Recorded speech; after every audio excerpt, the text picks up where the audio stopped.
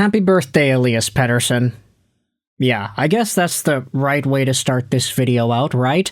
November 12th, 2025, EP40 has just turned 27 years old, people.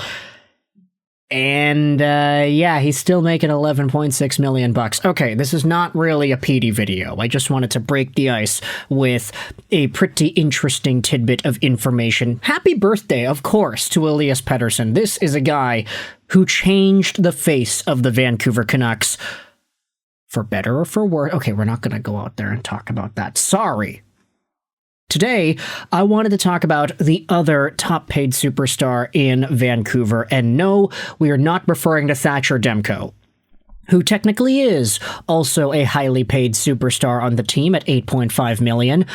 But of course, we are shifting gears a little bit and talking instead about the captain of the Vancouver Canucks. Quinn Hughes is in a pretty interesting spot right now because, as a guy who is in the contract predicament that he is in, it expires at the end of next season in 2027. He has been underpaid for the past few years at $7.8 million bucks a year. And he's a guy who, as of the past few games, has finally started to put it together and finally started to produce consistently. Quinn Hughes is at, 1, 2, 3, 4, 5, 6, 7, 8 points in his last 6 games. And yesterday, we absolutely saw some of the best Quinn Hughes performances in the offensive zone that we have seen in a while. Not only are the passes that he's making resulting in goals, but he was able to get himself that multi-point game, 3 points on the night. And even though there were some tribulations on the course to those 3 points, Quinn Hughes still put himself in a spot to dominate the game possession-wise, offensively. He does that a lot. It's Quinn Hughes, right? But I wanted to talk a little bit about the reaction and how things have unfolded ever since the end of yesterday's Winnipeg and Vancouver game. Because we had ourselves the post of Quinn Hughes and his media availability after the fact.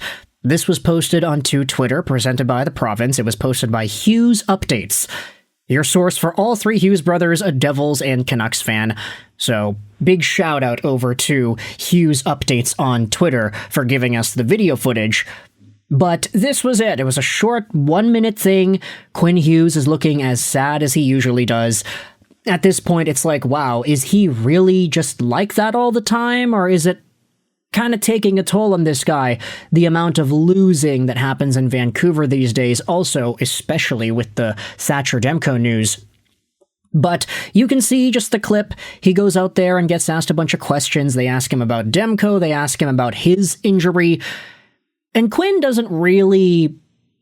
Okay, I want to use my words carefully here. Quinn doesn't really get into super significant depth as to what he's actually thinking in responding to these questions and answering what it is these reporters want to know. And it is totally fine to answer questions in the way that you feel comfortable in answering them, but at the same time, there is a certain standard, I would say, that needs to be hit as the captain of an NHL team, and that was highlighted and questioned by one Blake Price on Twitter.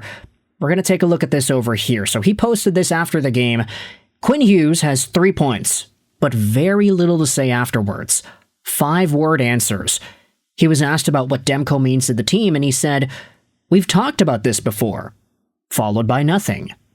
They asked about his injury. He said it's a weird play. That's it. Come on. You're the captain. Top reply from Tash says it was actually followed by a death stare. Another reply says, "I rarely ever criticize Quinn Hughes, but true leaders are better than what he showed during that scrum. Just talk, for crying out loud." Just not needed. Agreed. Then we do have some other replies here. Big Sven says, "I love Quinn, and as a fan, I've never watched anyone like him on our team before. That said, he is so gone. He wants out badly. Legit question. Would we get more for him if we traded him at this deadline rather than next deadline? And that is a conversation for another day, but Ken goes out there and says you don't trade a generational player, the best D-man in the history of the franchise. Don't be crazy, you fix the team around him. You also bring in protection. Half their starters are injured. He's frustrated.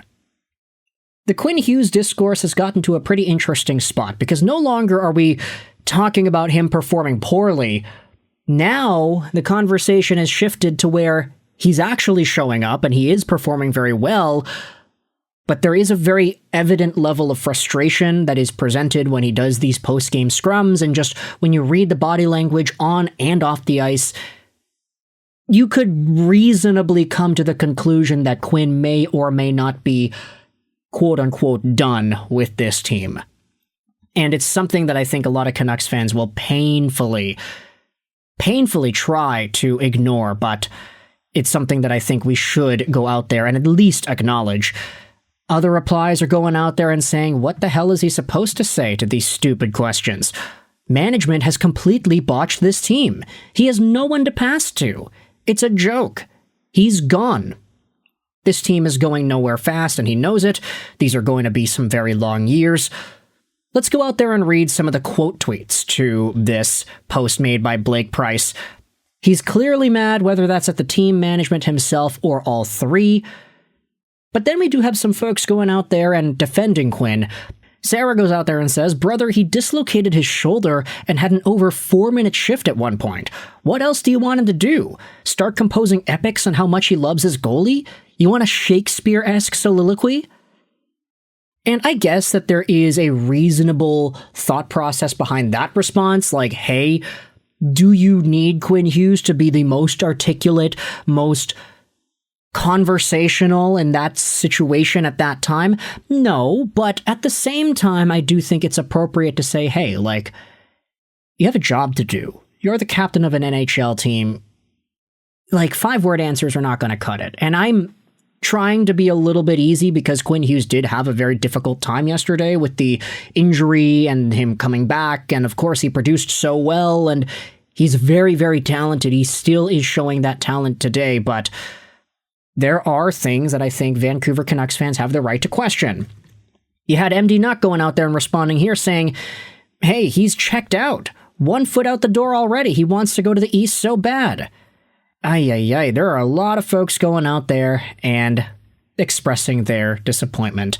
Amina says that they're sad, depressed. I don't know what we're going to do without a healthy Demko.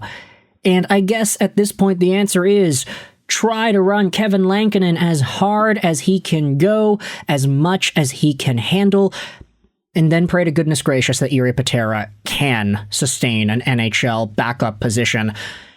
We'll see whether or not it actually works out, assuming Demko is out for a while. Here's the tweet from Jeff Patterson. Canucks spokesperson said that Demko injury tonight is unrelated to the maintenance days he took off, so it's a new injury. Another injury. Yikes. That might be worse, no? Then you also had this, Adam Foote's press conference after the game against Winnipeg. Josh Elliott-Wolf tweeted, I don't love that Bluger went from skating and probably the next guy back to more likely that he won't play on the road trip. So, hey, if Quinn Hughes is feeling the blues, if he's already got his foot out the door, it's not like these pieces of news are going to help him in wanting to stick around here, isn't it? I don't know. I think as a Vancouver Canucks fan, I have already submitted myself to the idea that this team is not going to be a playoff team and that they're not going to accomplish what it was that they thought they had accomplished, and they don't have the personnel to be able to do that. Like, if everything went right, it would have been good. If everybody was able to play at their best and they were not hurt, it would be so good. But hindsight is 20/20, and now hindsight is really looking like the devil in disguise here, because everybody's, oh yeah, Artur Shilovs is doing well. Kevin Lankinen is shaky, but he's getting some wins, and Thatcher Demko got this huge contract, and he's not available anymore. This guy's never going to play 50 games in a season again. Oh, did they trade the right guy? They traded the wrong guy. Oh, man, my brain is starting to hurt cheering for this Vancouver Canucks team. But you know what? It's pain that we've been used to, baby. We've been seeing this, feeling this, and living in this for years, so what else is new, right? New coat of paint, but it's still the same old shell of a team and the problems underneath. Is Quinn Hughes out the door? Halfway out the door? Does he have one foot out the door? You can let me know your thoughts in the comment section below whether or not that's the case. I hope you enjoyed this video, and bye.